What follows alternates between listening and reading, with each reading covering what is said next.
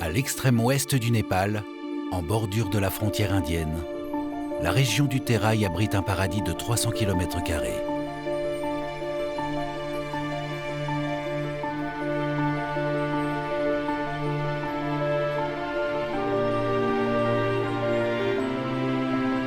La réserve naturelle de Suklapanta est exceptionnelle avec ses multiples paysages. On se croit tantôt dans la savane africaine, tantôt dans une profonde forêt européenne.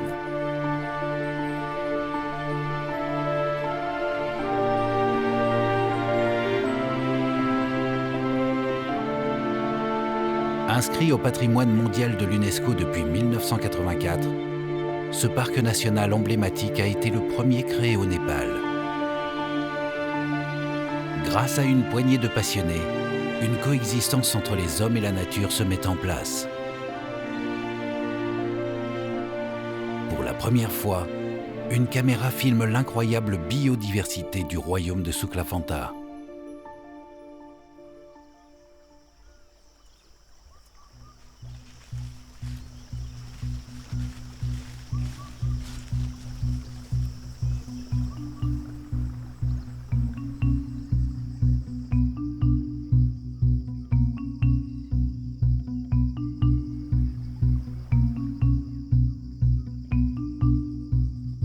Décimé par des années de chasse et de braconnage, car sa corne est presque 2 fois plus chère que l'or, le rhinocéros unicorne avait totalement disparu de Suklapanta. Avec la mobilisation des associations de conservation et de protection de la nature, il a pu être réintroduit dans les années 2000.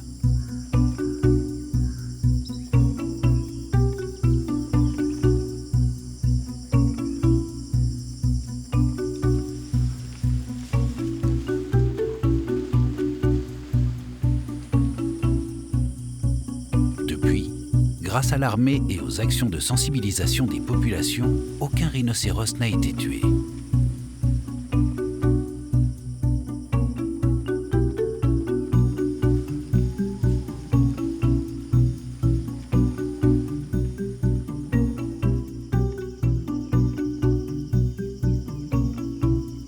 Aujourd'hui, une dizaine d'individus vit ici. Mais ils restent trop peu nombreux pour assurer la pérennité de l'espèce. C'est pourquoi de nouvelles réintroductions depuis des parcs voisins sont prévues prochainement.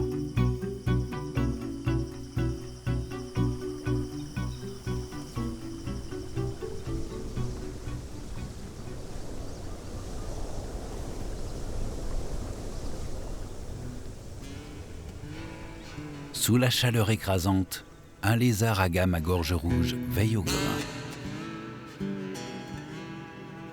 C'est l'heure de la sieste pour les singes Hanuman.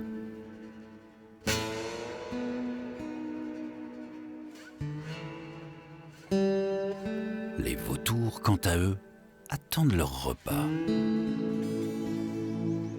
Mais pour le plus grand des félins, le tigre du Bengale, c'est une après-midi farniente qui commence.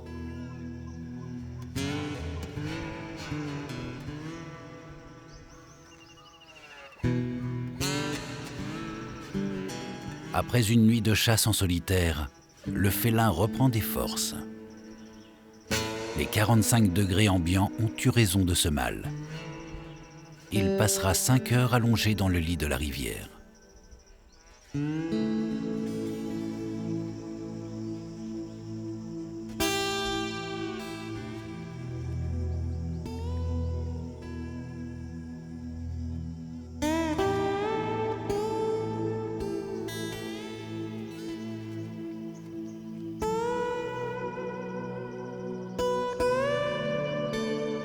C'est un animal fascinant qui peut mesurer jusqu'à 3 mètres et peser entre 100 et 260 kilos.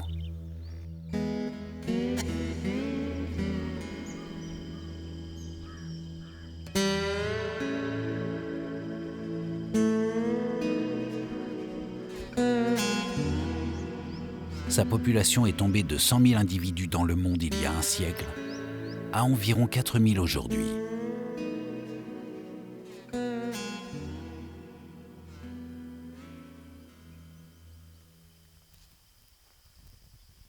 l'ONG népalaise NTNC veille à la protection de la nature et la conservation des espèces.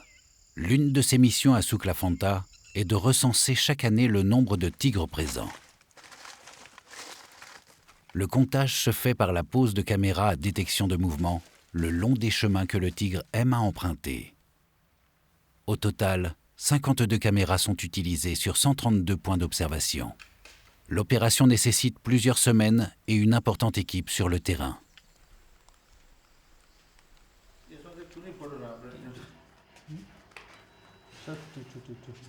Il y a une quinzaine d'années, 23 tigres ont ainsi pu être identifiés.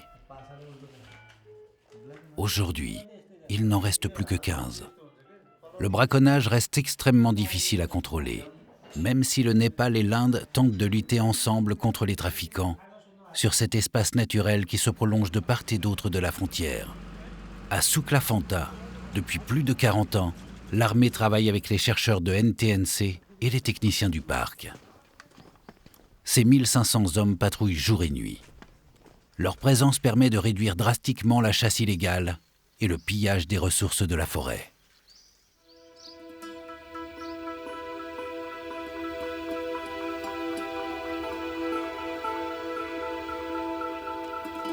Au petit matin, une équipe se retrouve autour d'un arbre sacré pour célébrer une puja. Cette cérémonie hindouiste est une communion spirituelle entre l'homme, la nature et les dieux. Elle est accomplie pour que la nouvelle mission se déroule sans entrave.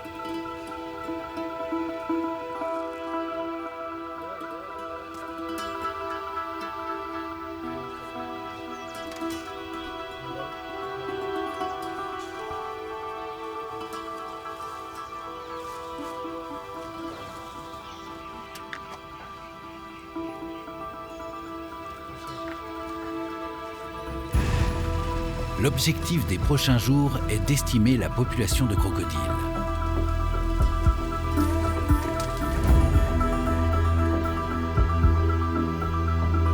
Le crocodile des marais peut atteindre les 4 à 5 mètres de long. C'est un charognard qui débarrasse les cours d'eau, les lacs et leurs abords des poissons et autres animaux morts.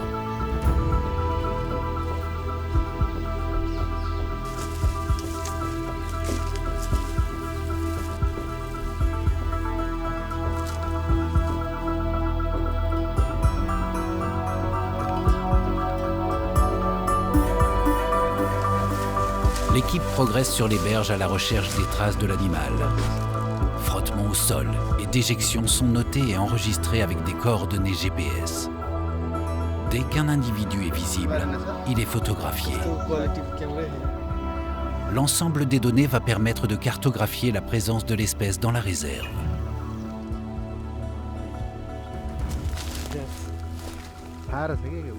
Les abords des étangs sont aussi le territoire des pythons et du tigre.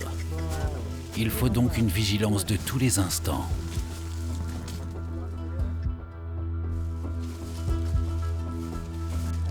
Grâce à ce travail, et après 2 semaines intenses sur le terrain, une première estimation de la population a pu être faite.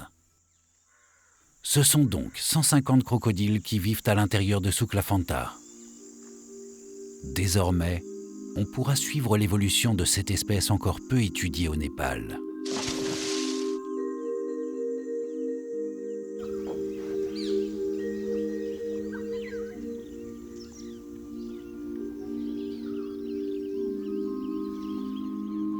À l'ouest de la réserve, l'étang de Ranital abrite une flore aquatique incroyable et de nombreuses espèces d'oiseaux.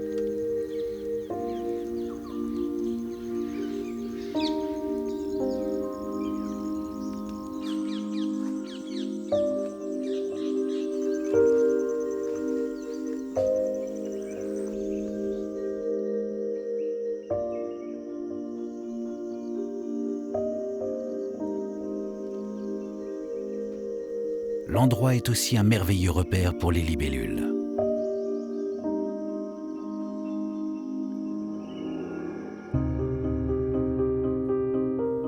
En prenant de l'altitude, les riches couleurs de l'étang apparaissent tel un véritable tableau de maître entre terre et eau.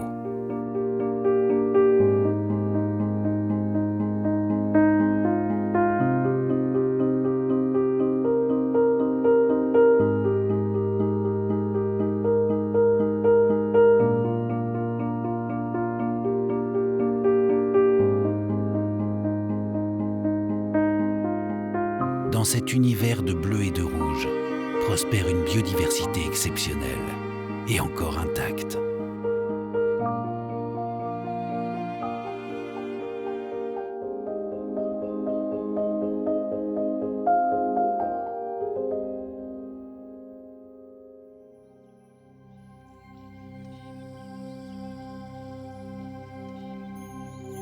Un peu plus loin, c'est un tout autre univers que nous découvrons. Ici aussi, l'armée veille. Cette savane abrite l'une des plus grandes populations au monde de cerfs de Duvaucel. Plus de 2300 individus vivent ici au fil des saisons. La harde est conduite par une femelle expérimentée et se compose de biches et de fans d'âge différents.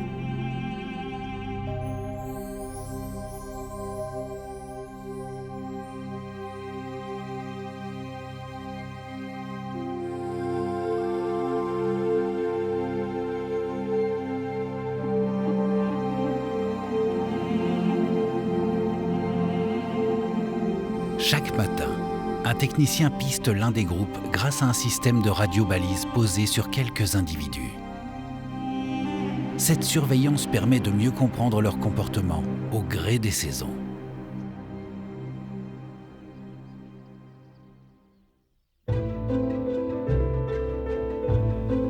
Quittons les serres pour rejoindre les branches des arbres. Plus de 350 espèces d'oiseaux vivent à Souklafanta.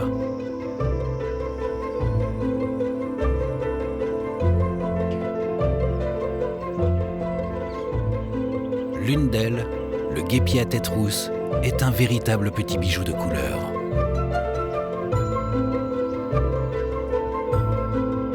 Début mars, certains arbres qui n'ont encore aucune feuille se parent de fleurs rouges, semblables à des rivières de rubis. Elles font le régal des suimangas asiatiques, un petit oiseau au bec long, fin et légèrement courbé, idéal pour butiner les fleurs. Les perruches, elles aussi, ne laissent pas passer l'occasion. Ces vautours sont des survivants. Pendant des années, ils ont été empoisonnés par un anti-inflammatoire présent dans les carcasses de bétail. Une grande campagne de sensibilisation est en cours et le produit a été interdit à la vente au Népal et en Inde.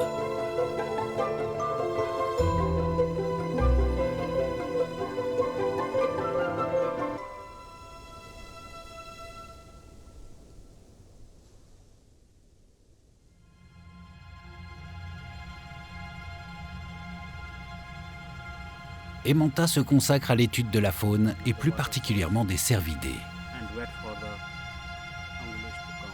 Il explique qu'une attaque de tigre vient de se produire car les traces sont encore fraîches. Un petit cervidé appelé cerf-cochon était certainement en train de boire quand le tigre l'a chargé. Ce dernier mange rarement sa proie à l'endroit de l'attaque, préférant la traîner dans un endroit sûr et la dissimuler dans les buissons. Emantha fait un prélèvement. Le morceau de chair sera envoyé à un laboratoire à Katmandou pour identifier le patrimoine génétique de l'animal et savoir s'il était en bonne santé. Ces informations capitales en provenance du terrain permettent d'orienter la direction du parc sur ses décisions de conservation. La savane est prête à s'embraser à la moindre étincelle sous le soleil de plomb.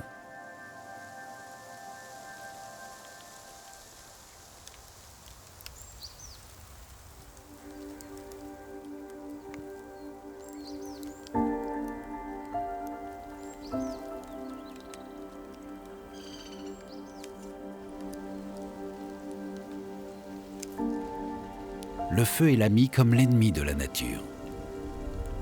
La plupart du temps, il démarre de manière naturelle. Mais il peut aussi être déclenché et maîtrisé par les techniciens du parc. Plus rarement, son origine est criminelle.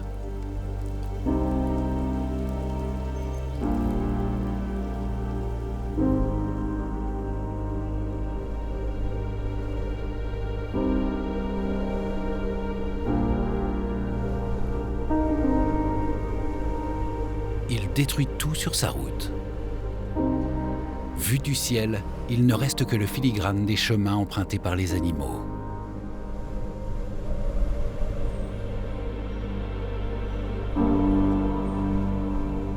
La nature est surprenante. Les flammes s'arrêtent parfois d'elles-mêmes en bordure de bois.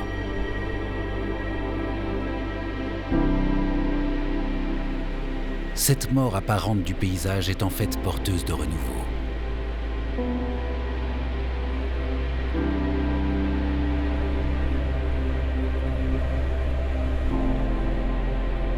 La végétation est stimulée et de nouvelles pousses apparaissent très rapidement les jours suivants.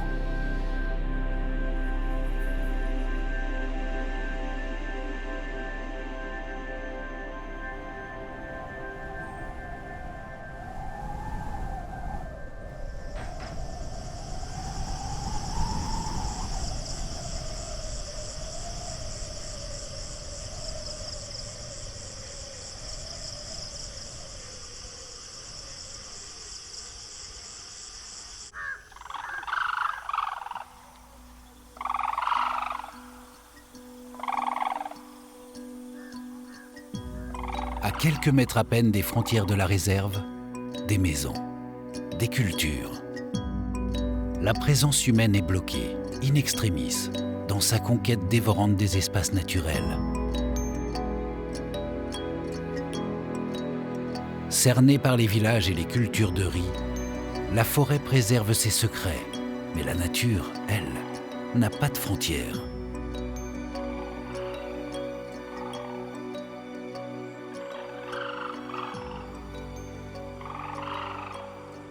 Au milieu d'une rizière, rencontre avec l'un des plus grands oiseaux au monde pouvant voler, la grue Antigone. Cet échassier vivant dans les milieux humides pousse des cris aigus et pénétrants qui s'entendent à plusieurs kilomètres à la ronde.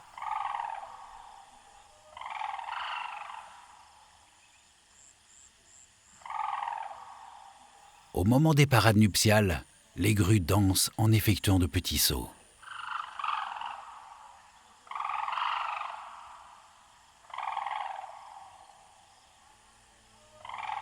Leurs ailes sont immenses, jusqu'à 3 mètres d'envergure, et leur permettent de voler avec grâce.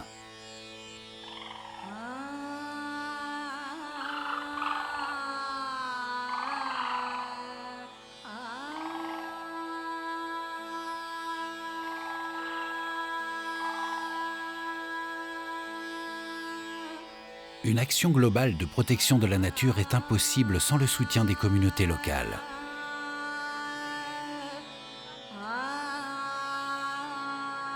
Au village de Roteli-Bichawa, les femmes se retrouvent pour faire un point avec Samir et Pramod, 2 animateurs d'Aweli des animaux et des hommes.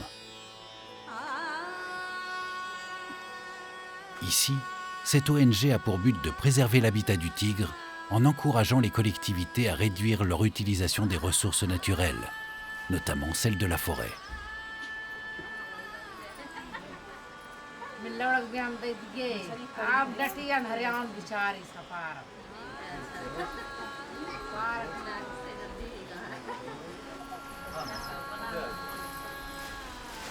Ces femmes ont suivi une formation au micro-projet durable et ont appris des techniques d'artisanat leur permettant de créer des activités rémunératrices et respectueuses de la nature.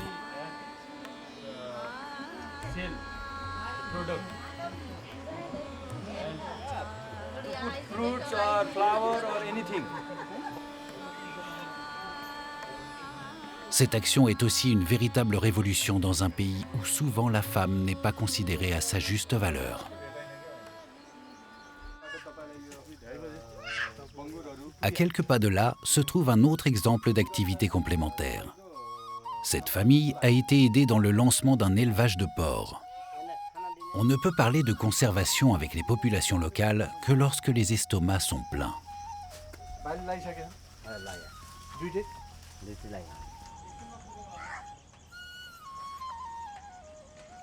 L'amélioration des conditions de vie passe aussi par une évolution génétique des vaches laitières, afin d'augmenter le rendement et donc les revenus.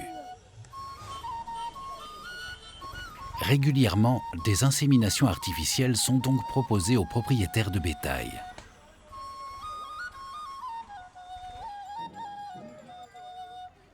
Afin de réussir ces grands changements, des actions sont menées à tous les niveaux de la société, notamment auprès des jeunes. Il est 17h et quelque chose se trame aux abords de l'entrée du parc. C'est la journée mondiale de l'environnement et un groupe de théâtre, animé par Aweli et NTNC, ont décidé d'organiser un spectacle de rue.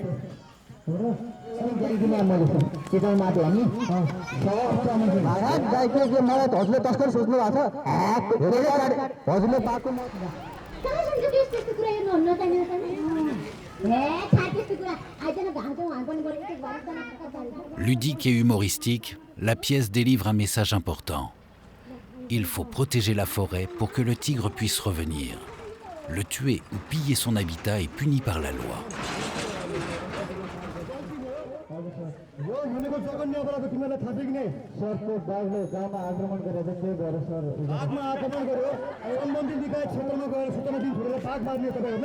C'est un beau moment de sensibilisation où le rire révèle ses vertus éducatives.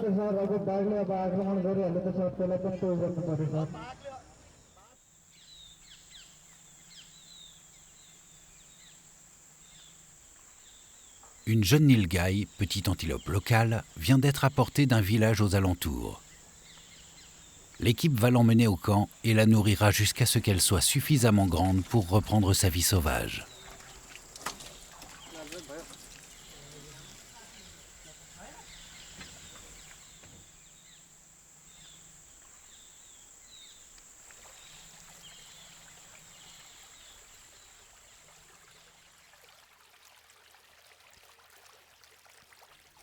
Un nouveau jour se lève sur les forêts de Souklafanta.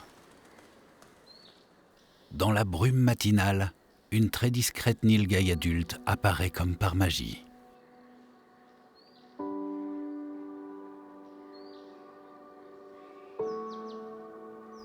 Le pelage du mâle est gris-bleu et celui de la femelle roux. Ce grand bovidé doté d'une petite tête pourrait passer pour un cheval. C'est un animal farouche, avec des sens très aiguisés pour fuir les prédateurs comme le tigre.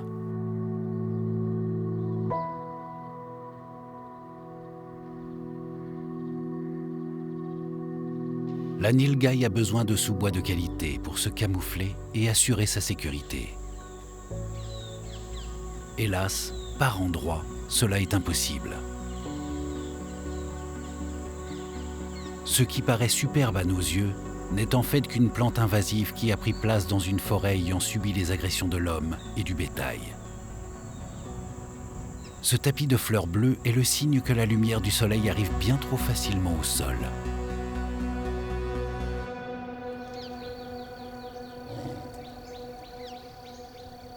Mais il en faut plus pour arrêter la vie, et les animaux traversent ces espaces malgré tout.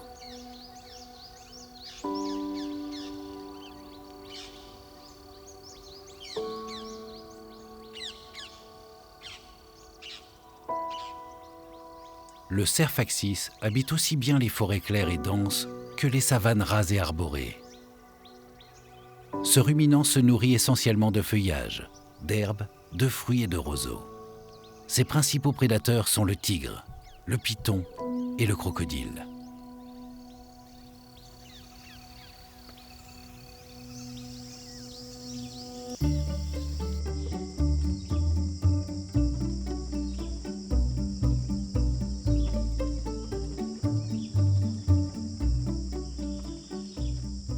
Voici une petite histoire de primate. Le singe Hanuman accompagna le dieu Rana au Sri Lanka pour y chercher Sita, la femme de ce dernier qui avait été enlevée par le démon Ravana, le roi du Sri Lanka. Hanuman en profita pour dérober un plant de manguier et le rapporter en Inde, où cet arbre ne poussait pas. Puni pour son forfait, il fut condamné au bûcher. En tentant d'échapper au brasier, sa face et ses pattes noircirent. Les singes Hanuman seraient ses descendants.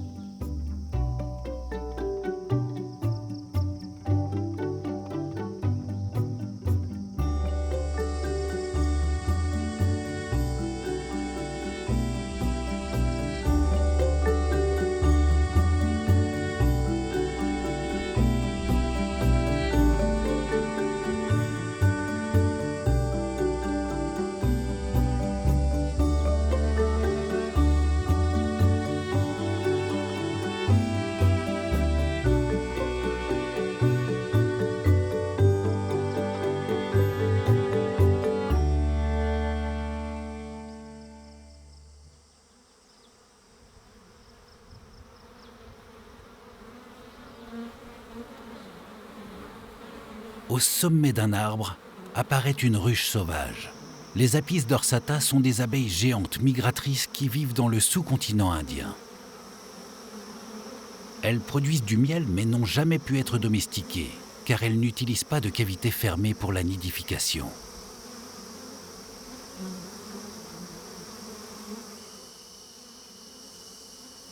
Chaque colonie se compose d'un seul rayon vertical suspendu. Il est couvert par une masse dense d'abeilles, en plusieurs couches.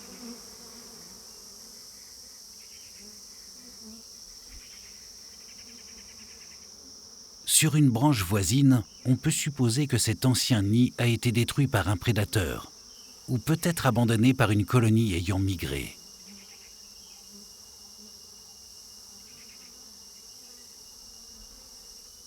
Ici et là, des abeilles ouvrières sont à l'œuvre, car elles n'entendent pas laisser une seule goutte du précieux miel aux fourmis.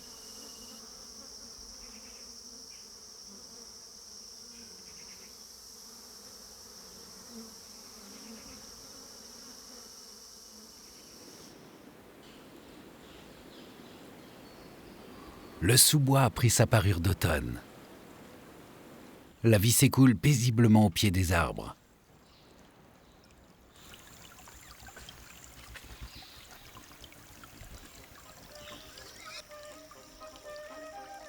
Une famille de sangliers prend son bain debout, tandis que sur une branche, un gendarme géant cherche son repas.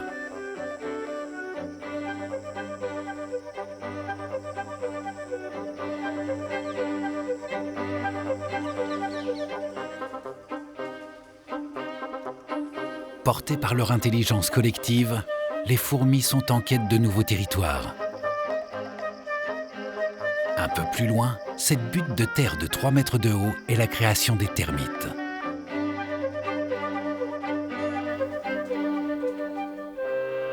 Caché derrière des arbres, à côté de pierres sacrées, un brahmane vient de déposer des offrandes aux dieux. Dans une mare voisine, à l'abri des poissons, des milliers de têtards frénétiques font leur première nage.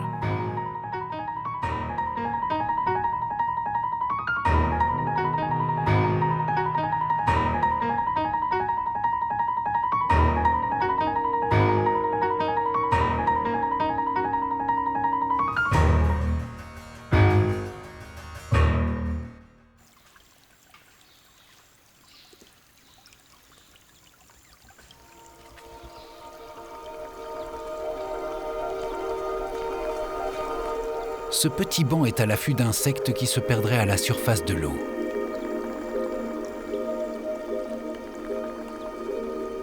Sur une branche, le pigargue à tête grise rêve de son futur repas.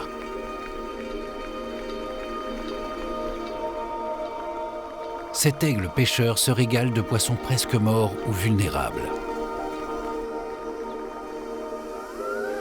Hélas pour lui, ceux-ci sont bien trop vivants. C'est l'heure pour les papillons de se désaltérer. Un peu plus haut, à l'abri des regards, c'est un tout autre programme. Un couple de perruches se bécote et s'accouple tendrement.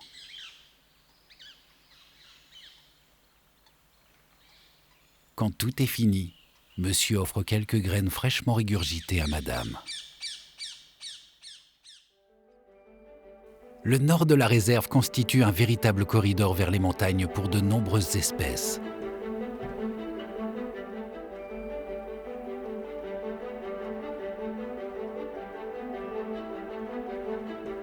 Ces dernières années, les frontières de la réserve de Suklafanta ont été étendues et des populations déplacées pour offrir suffisamment d'espace à un animal exceptionnel qui avait totalement disparu de la région. L'antilope cervicapre dite indienne.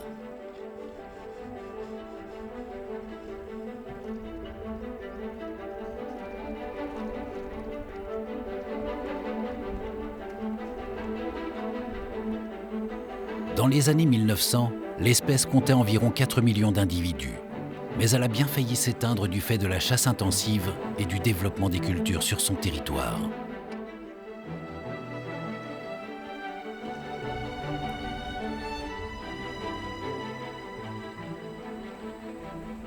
Pour la sauver, un programme de réintroduction a été mis en place.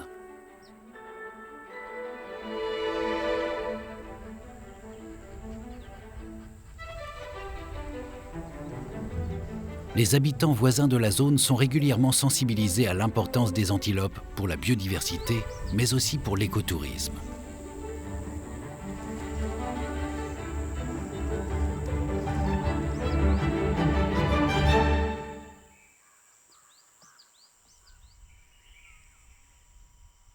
L'un des enjeux majeurs de la réintroduction est la qualité des prairies.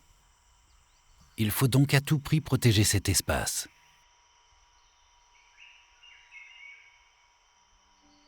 Mais cela n'est pas simple car un problème majeur persiste. En effet, on estime qu'il y a 20 000 vaches livrées à elles-mêmes autour et à l'intérieur de la réserve. Elles broutent tout ce qu'elles trouvent et constituent un véritable fléau pour l'écosystème. Pour endiguer ce problème, une campagne de castration des taureaux devrait être prochainement menée. En attendant, les militaires tentent sans grand succès de repousser les vaches en dehors du parc.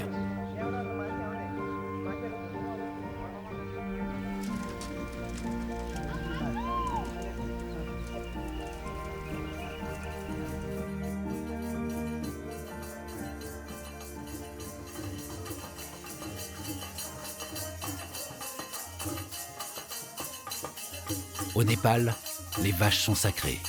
Impossible donc de les tuer. La vache représente la mère de l'univers dans la culture hindoue.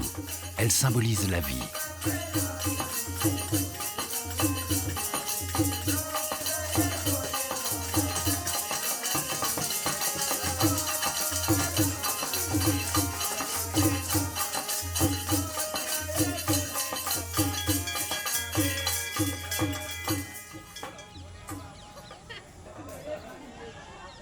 Le peuple Ranataru, qui vit aux abords de la forêt, est sensibilisé depuis peu sur les problématiques de déforestation liées aux vaches. Progressivement, les mentalités évoluent. De nombreuses familles ne laissent plus brouter leur bétail dans la forêt et cultivent du fourrage. Même si certains ont compris l'enjeu, beaucoup encore continuent de jouer au chat et à la souris avec l'armée.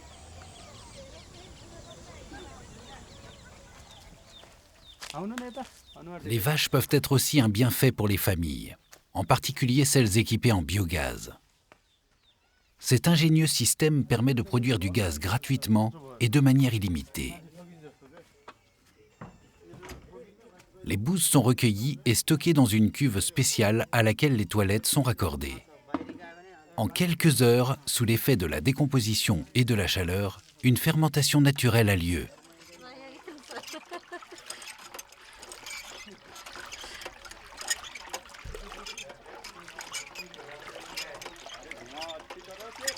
Il n'y a plus qu'à ouvrir le robinet et allumer le feu pour cuisiner. Le biogaz transforme radicalement la vie des femmes qui n'ont plus besoin d'aller chercher du bois dans les forêts de Suklafanta à la tombée du jour. Ce travail était difficile et risqué. La peur était permanente de se retrouver pris la main dans le sac par les militaires. Sans compter que des femmes étaient régulièrement blessées par des scorpions et des serpents.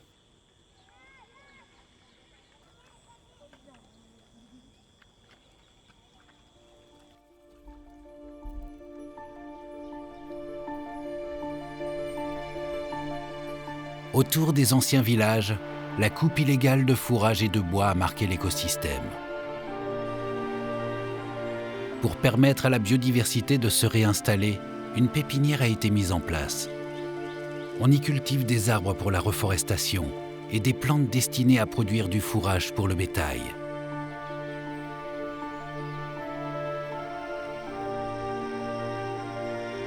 La forêt s'étend à quelques mètres des premières habitations. Et qui ne voudrait pas profiter de ces ressources si généreuses ?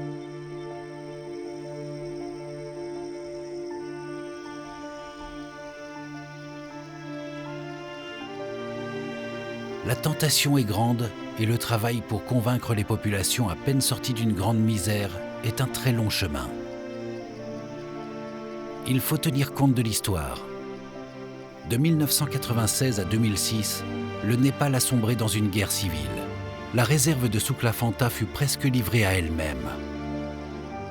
De nombreux animaux sont morts et des parcelles de forêt ont été détruites durant ces années sombres.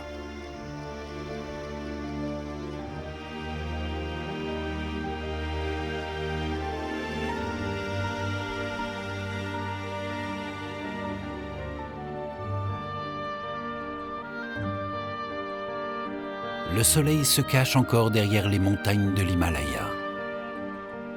On aperçoit au loin quelques silhouettes de courageux partant travailler la terre.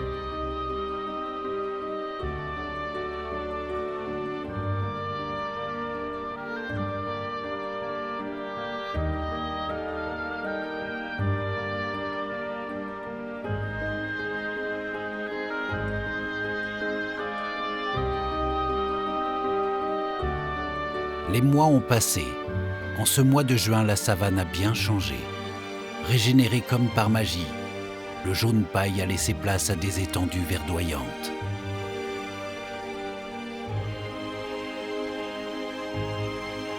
Les cerfs de Duvaucel sont toujours là. Et leurs protecteurs aussi.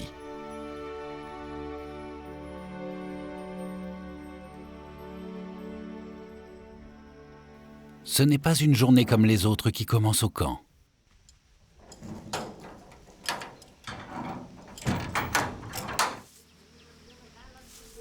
Une équipe de 40 personnes se prépare à partir.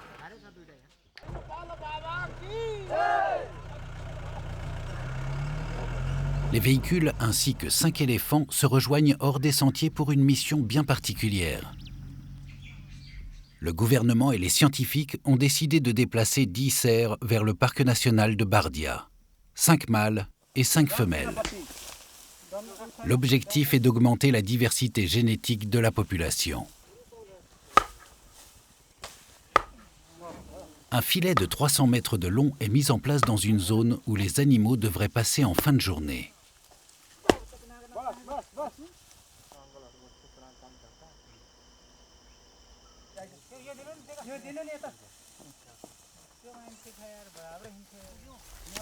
L'équipe a longuement mûri son plan d'action. Les éléphants, plus discrets et silencieux, vont déposer au loin des hommes pour rabattre le troupeau.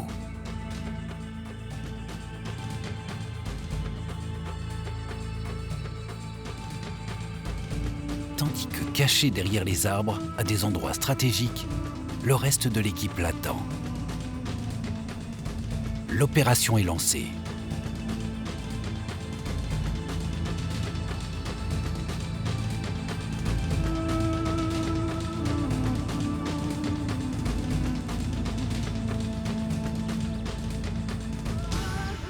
Hélas, pour la 3e journée consécutive, les cerfs sont bien plus rusés et rapides que les hommes.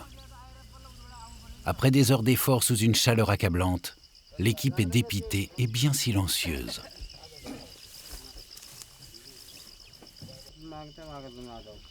On essaie de comprendre les erreurs et de revoir la stratégie. Il est décidé de déplacer le filet vers une zone plus propice.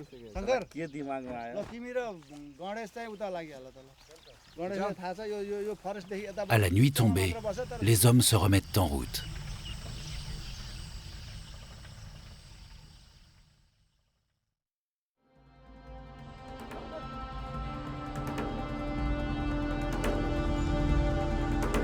Il est 4 heures du matin et tout le monde est sur le pied de guerre.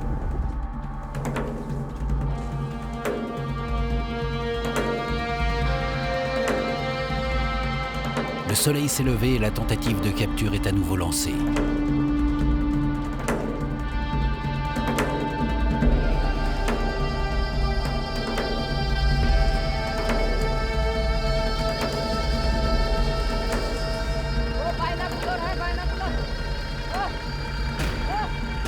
Puis tout va très vite. Une femelle vient d'être capturée. Rapidement, le vétérinaire administre un sédatif. Une prise de sang et des relevés physiologiques sont aussi effectués.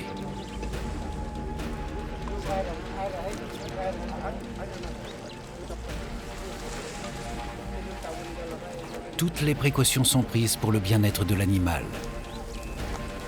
comme de poser un bandeau de tissu sur ses yeux et lui boucher les oreilles.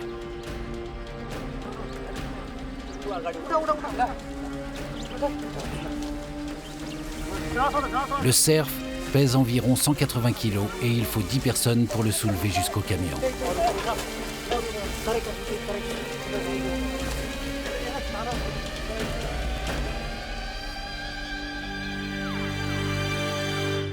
Une véritable tension est palpable, jusqu'à ce que l'animal soit en sécurité.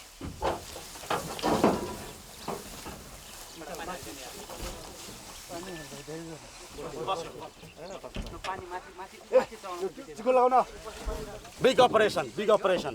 We succeeded to capture one again. He is the doctor of this wildlife reserve.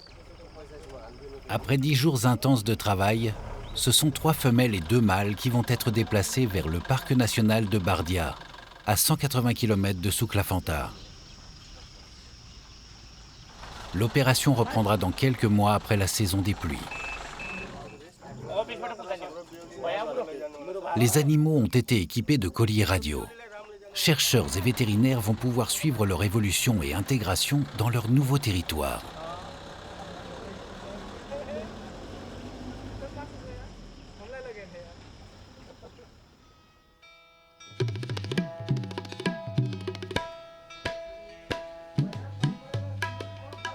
Le dernier jour de la mission, une puja est célébrée pour remercier les dieux car aucun animal n'a été blessé ou tué. Les hommes sont également sains et saufs, malgré des risques liés à la chaleur extrême et à la présence d'animaux dangereux.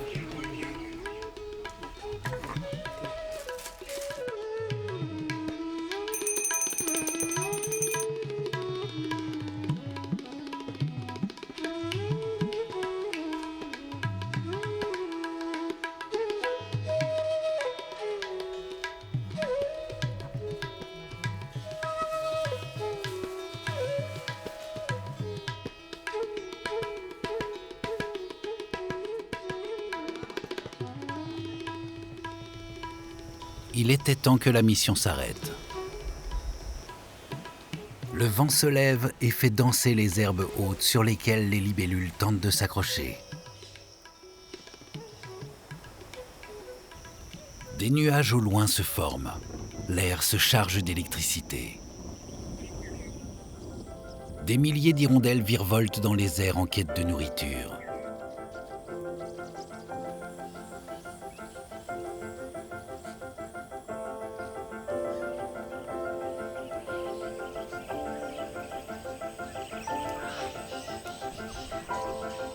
Le grondement de l'orage résonne sur les plaines de Souklafanta.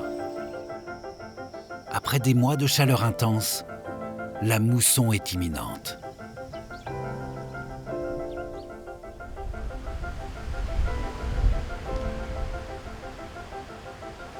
La pluie ne se fait plus attendre. La forêt exalte de 1001 senteurs. Une fraîcheur oubliée réapparaît. C'est une véritable renaissance pour la nature qui s'annonce. La saison des pluies durera 3 mois.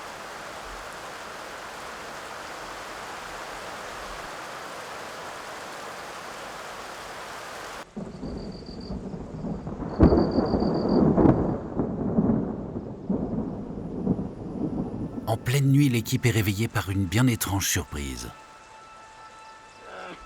2 ours à collier ont été secourus dans un village près des montagnes. Ils sont dans un état de fatigue et de stress extrême. La seule solution pour les sauver est de les transporter en urgence aux eaux de Katmandou.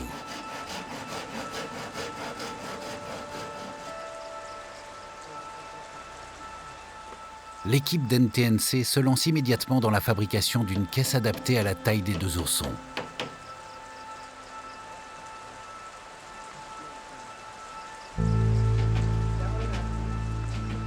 Si les 2 petits avaient été laissés à eux-mêmes, sans la protection de leur mère, c'est une mort certaine qui les attendait.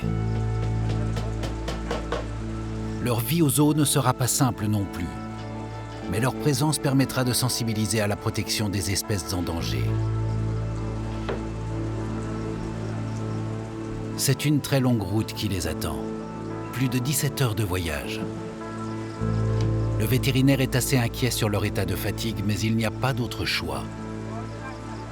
Et ils doivent partir au plus vite. Heureusement pour eux, le ciel s'est dégagé.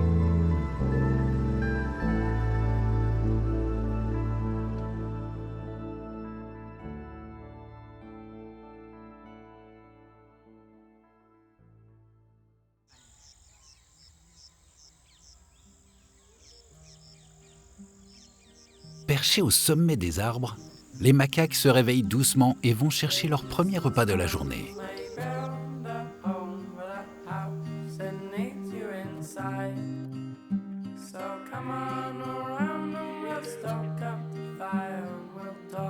De jeunes pousses d'herbe savamment sélectionnées font leur régal.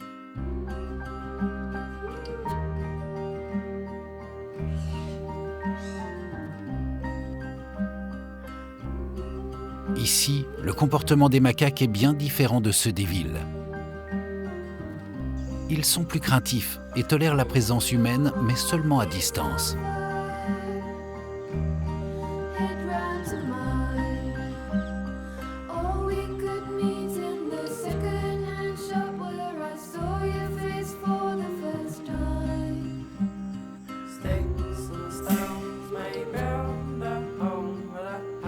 Le paon, cet oiseau extrêmement vif à l'état sauvage, peut s'envoler dans les arbres à la moindre alerte ou s'échapper à travers les herbes.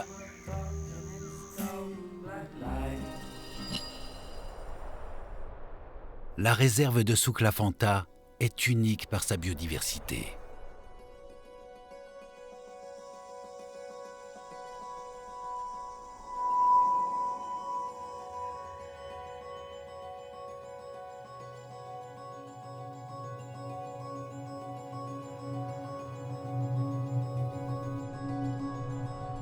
Le Népal est l'un des pays les plus pauvres au monde et pourtant, avec peu de moyens, les Népalais arrivent à faire beaucoup. Grâce au soutien de fondations et ONG comme Aweli et NTNC, un travail précieux peut se réaliser sur place.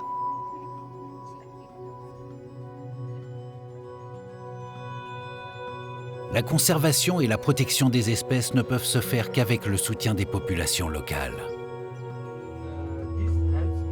C'est l'enseignement principal de la façon dont est gérée cette réserve.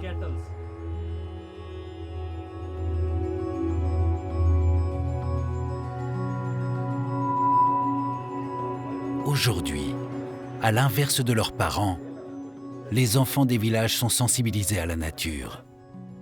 Les mentalités changent, doucement, mais sûrement. Comment rester insensible devant les merveilles de cet univers? Comme celle de croiser le regard du chat vivrain. Ou de suivre cette famille de loutres en vadrouille. Une preuve vivante que ces deux espèces extrêmement rares sont encore bien présentes ici.